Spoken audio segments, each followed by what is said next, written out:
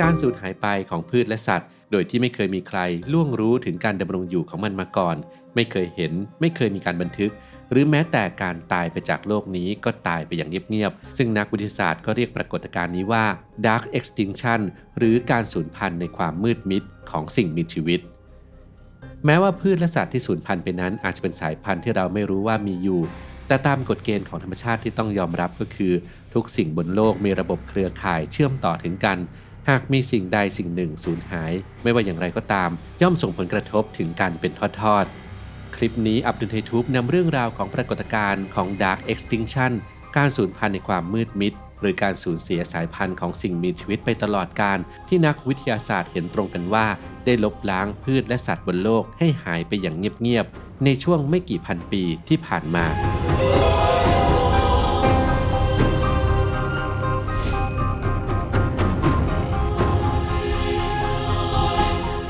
1. การสูญพันธุ์โดยที่เราไม่รู้ว่ามีสิ่งนั้นอยู่ในทางชีววิทยาและนิเวศวิทยาคำว่าการสูญพันธุ์หรือ extinction หมายความถึงการสิ้นสุดในการดำรงอยู่ของสิ่งมีชีวิตบนโลกหรือช่วงเวลาความตายของสิ่งมีชีวิตตัวสุดท้ายของสายพันธุ์นั้นๆซึ่งเป็นคำที่มีไว้ใช้กับพืชหรือสัตว์ที่ถูกค้นพบและได้รับการตั้งชื่อจนเป็นส่วนหนึ่งของอนุกรมวิธานไว้เรียบร้อยแต่บนโลกนี้มีพืชและสัตว์ที่สูญพันธุ์ไปก่อนการมาถึงของอนุกรมวิธานซึ่งหมายความว่าพวกมันสูญหายไปจากโลกก่อนที่จะมีใครไปค้นพบไม่มีใครได้มีโอกาสสร้างคำอธิบายทางวิทยาศาสตร์หรืออีกกรณีหนึ่งคือขณะที่นักธรรมชาติวิทยากำลังจัดจำแนกประเภทให้กับสิ่งที่เพิ่งถูกค้นพบแต่ทว่าสิ่งนั้นกลับสูญพันธุ์ไปก่อนหน้านี้แล้วอย่างน่าเสียดายไม่ต่างกับสสารมืดในจักรวาลที่ไม่สามารถมองเห็นได้ด้วยตาเปล่าเป็นเพียงพื้นที่โล่งสีดำและยังไม่มีใครสามารถทำความเข้าใจมันได้อย่างท่องแท้แต่นักวิทยาศาสตร์เกือบทั้งหมดบนโลกเชื่ออย่างสนิทใจว่ามันมีอยู่จริง 2. หลักฐานของ Dark Extinction ในพืชและสัตว์จากการศึกษาระบบนิเวศตลอดจนประวัติศาสตร์มนุษย์นักวิทยาศาสตร์พบช่องว่างมากมายในระบบห่วงโซ่อาหารที่คาดกันว่าเป็นสิ่งมีชีวิตที่ออกจากเวทีโลกไปก่อนที่จะมีใครได้ทำความรู้จักหรือศึกษามันนักวิทยาศาสตร์จึงพยายามสำรวจค้นหาซากฟอสซิลของสิ่งมีชีวิตที่สูญพันธุ์เหล่านี้เพื่อเติมเต็มสิ่งที่สูญหายไปในอดีตแต่ก็ไม่สามารถทำให้วงกลมที่เว้าแหว่งกลับมาสมบูรณ์ได้เนื่องจากสัตว์ที่ไม่มีกระดูกสันหลังซึ่งเป็นสิ่งมีชีวิตที่มีจำนวนสายพันธุ์มากกว่า 97% ของอาณาจักรสัตว์มักไม่ทิ้งร่องรอยเอาไว้ตัวอย่างของการค้นพบร่องรอยที่สูญหายในอดีตของหอยทากในชั้นดินซึ่งคาดว่าสูญพันธุ์ไปแล้วตั้งแต่ศตวรรษที่ 19 โดยการค้นพบครั้งนี้ทำให้จำนวนการสูญพันธุ์ของหอยทั่วโลกเพิ่มขึ้นเกือบ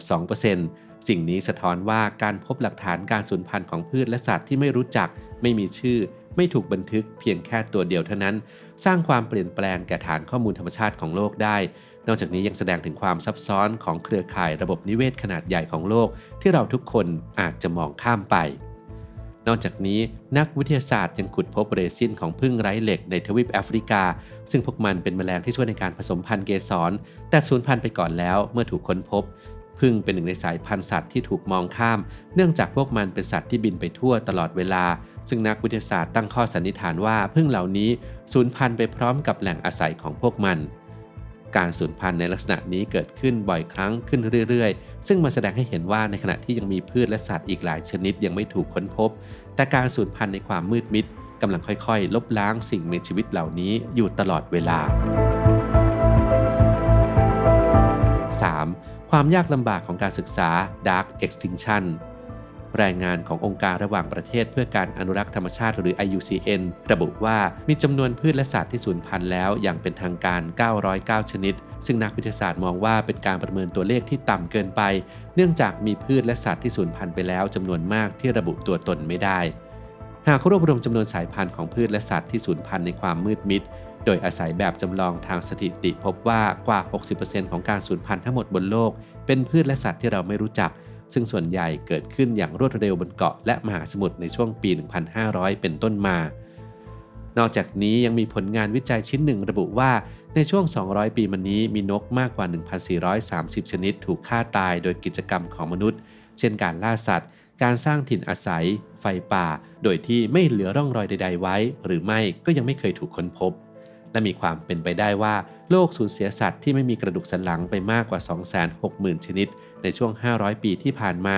หรือคิดเป็นปีละกว่า500ชนิดหรือพูดง่ายๆคือมีการสูญพันธุ์ในพืชและสัตว์ที่เราไม่รู้จักเกิดขึ้นทุกวัน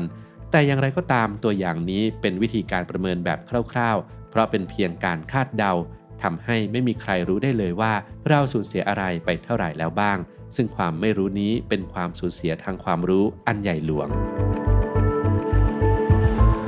4. ผลกระทบจาก Dark Extinction ข้อมูลที่แม่นยำจากการสูญพันธุ์ที่เกิดขึ้นบนโลกในช่วงที่ผ่านมามีความสำคัญต่อการประเมินการสูญพันธุ์ในอนาคตเพื่อหลีกเลี่ยงไม่ให้เกิดขึ้นกับพืชและสัตว์สายพันธุ์ที่ยังคงอยู่และเสี่ยงต่อการสูญพันธุ์รวมถึงสายพันธุ์ที่ยังไม่ถูกค้นพบเพื่อให้เข้าใจง่ายขึ้นว่าเราอยู่ตรงไหนของปรากฏการณ์การสูญพันธุ์แบบมืดมิดขอให้ลองคิดว่าหากมีพืชชนิดหนึ่งสามารถรักษาโรคที่ซับซ้อนของมนุษย์ได้โดยการนำมาเข้าสู่กระบวนการผลิตในภาคอุตสาหกรรมขนาดใหญ่แต่ว่าพืชชนิดนี้สูญพันธุ์ไปแล้วในอดีตโดยที่ไม่เคยถูกบันทึกหรือพบเห็นมาก่อนหรืออาจกำลังจะสูญพันธุ์ไปจากโลกฟังดูแล้วเป็นเรื่องที่น่าเสียดายเป็นอย่างมากหากพืชดังกล่าวไม่มีตัวอย่างหรือไม่เคยได้รับการบันทึกไว้เลยโดยนักวิทยาศาสตร์ซึ่งเป็นเรื่องที่น่าเศร้ามากเพราะมันจะหายไปอย่างไร้ร่องรอยตลอดกาลนอกจากนี้การสูญพันธุ์ของพืชและสัตว์เพียงชนิดเดียวอาจทำให้ความหลากหลายทางชีวภาพล้มเหลวก็เป็นได้แต่อย่างไรก็ตามการสูญพันธุ์เป็นปรากฏการณ์ที่หลีกเลี่ยงไม่ได้ของกระบวนการคัดเลือกทางธรรมชาติที่ส่งผลให้พืชและสัตว์สูญพันธุ์ไปจากโลกอย่างน้อยปีละ 0.1 ชนิดต่อ 1 ล้านชนิดแต่จากการประมาณการของนักวิทยาศาสตร์พบว่าโลกในปัจจุบันเกิดการสูญพันธุ์รวดเร็วกว่าเดิมนับพันเท่าซึ่งอาจนำไปสู่การสูญพันธุ์ครั้งที่ 6 ของประวัติศาสตร์โลกและโลกก็จะเข้าสู่ความว่างเปล่าอีกครั้ง 5. การป้องกัน Dark Extinction การจัดหมวดหมู่ให้กับพืชและสัตว์หรือที่เรียกว่าอนุกรมวิธานก่อนที่มันจะสูญพันธุ์เป็นสิ่งที่สามารถยุติการสูญพันธุ์ในความมืดมิดได้อย่างมีนัยสำคัญ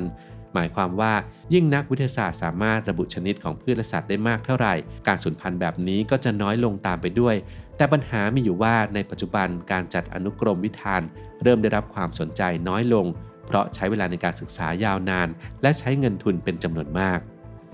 จากการคำนวณของนักวิทยาศาสตร์ทำให้ทราบว่า 86% ของสัตว์บกทั้งหมดบนโลกและ 91% ของสัตว์ทะเลยังไม่ถูกค้นพบอย่างเป็นทางการและภารกิจของนักธรรมชาติวิทยาคือการจัดหมวดหมู่ให้กับความหลากหลายทางชีวภาพให้ได้มากที่สุดก่อนที่พวกมันจะหายไปในความมืดอย่างเงียบๆสำหรับเราทุกคนแล้วการฟื้นฟูแหล่งที่อาศัยของสัตว์อย่างเช่นการปลูกต้นไม้ฟื้นฟูป่าหรืออนุรักษ์สัตว์น้ำขนาดเล็กรวมทั้งปะการังซึ่งเป็นที่อาศัยของสัตว์ช่วยบรรเทาการสูญพันธุ์ในความมืดมิดได้โดยตรงเพราะนั่นอาจจะทำให้เราสามารถนำเอาสายพันธุ์สัตว์ที่ยังไม่ถูกค้นพบกลับมาสู่โลกของเราได้และถึงแม้นักวิทยาศาสตร์จะเชื่อว่าเราไม่มีวันสามารถอธิบายทุกสิ่งทุกอย่างบนโลกได้แต่เพียง 10% ของความสำเร็จที่ทำได้นั่นก็อาจจะเพียงพอที่สามารถนำพาสิ่งแวดล้อมของโลกที่เหลืออยู่ในปัจจุบันรวมทั้งระบบนิเวศที่ยังไม่ถูกค้นพบกลับคืนสู่โลกแห่งชีวิตชีวาในแบบที่เคยเป็นมาในอดีตได้